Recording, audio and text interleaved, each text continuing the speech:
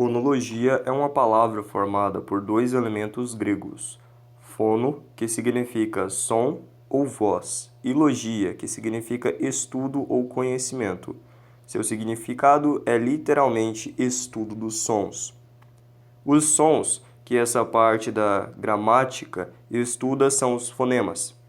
Os fonemas são os sons característicos de uma determinada língua, ou seja, os fonemas são sons e as letras são sinais gráficos que procuram representar esses sons. Os fonemas da língua portuguesa são classificados em vogais, semivogais e consoantes. Esses tipos de fonemas são produzidos por uma corrente de ar que pode fazer vibrar ou não as cordas vocais. Quando ocorre vibração, o fonema é chamado sonoro. Quando não, o fonema é surdo. Além disso, a corrente de ar pode ser liberada apenas pela boca. O fonema será oral, ou parcialmente pelo nariz. O fonema será nasal. Vogais. Vogais são fonemas sonoros produzidos por uma corrente de ar, que passa livremente pela boca. Em nossa língua, desempenham o papel de núcleo das sílabas. Em termos práticos, isso significa que toda sílaba há necessariamente uma única vogal. Semivogais. Há duas semivogais em português, representadas por esses símbolos fonéticos, o J e W, que são respectivamente I e U, e produzidas de forma semelhante às vogais altas, I e U. Se você não está ligado que são o alfabeto fonético, eu vou estar deixando o link aí no card fixado aí no vídeo. A diferença de vogais e semivogais é que semivogais não desempenham o papel de núcleo silábico. As semivogais necessariamente acompanham alguma vogal com a qual formam sílaba. As letras utilizadas para representar as semivogais em português são utilizadas também para representar vogais, o que cria muitas dúvidas. A única forma de diferenciá-las efetivamente é falar e ouvir palavras em que surgem, como no exemplo: país, paz, baú, mal.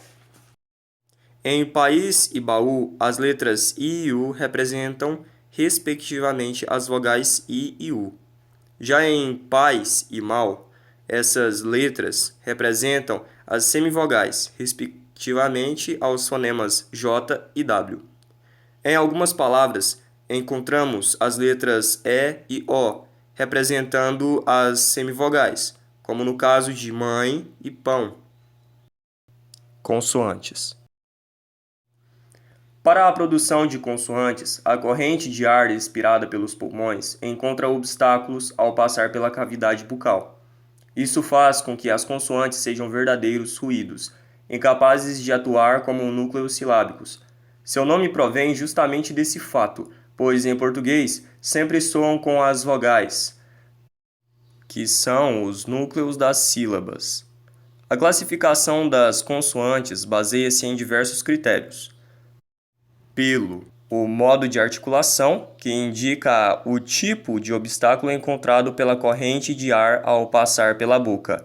São oclusivas aquelas produzidas com obstáculo total. São contritivas as produzidas com obstáculo parcial. As contritivas se subdividem em fricativas, o ar sofre fricção. Laterais, o ar passa pelos lados da cavidade bucal. E vibrantes, a língua ou o véu palatino vibram.